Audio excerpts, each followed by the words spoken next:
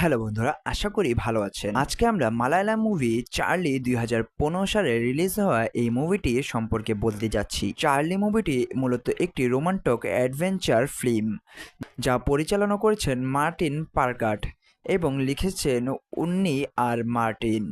সিনেমাটির মূল চরিত্র চার্লি একজন রহস্যময়, স্বাধীনচেতা এবং বোহেমিয়ান জীবনযাপন করা মানুষ, যিনি সবসময় মানুষের জীবনে আনন্দ ছড়িয়ে দেন। অন্যদিকে তেশা একজন শিল্পী, যে নিজের জীবনকে নিয়ন্ত্রণ করতে চায় এবং পারিবারিক চাপে পড়ে বিয়ে করতে চায় না। সে যখন একটি পুরনো ঘরে চলে আসে, তখন সেখানে চার্লির ফেলে যাওয়া কিছু চিত্র ও গল্পের টুকরো খুঁজে পায়। চার্লির জীবনযাপন এবং তার আশেপাশের মানুষদের প্রতি ভালোবাসার গল্প ও তেশাকে গভীরভাবে প্রভাবিত করে এবং সে তাকে খুঁজতে বের হয়।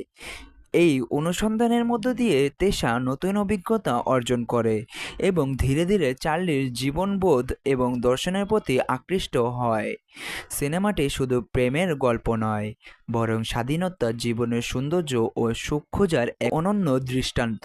চমৎকার সিনেমাটোগ্রাফি, মনোমুগ্ধকর ব্যাকগ্রাউন্ড স্কোর, দুলকার সালমান ও পূর্ববর্তী অসাধারণ অভিনয় সিনেমাটিকে অনন্য করেছে।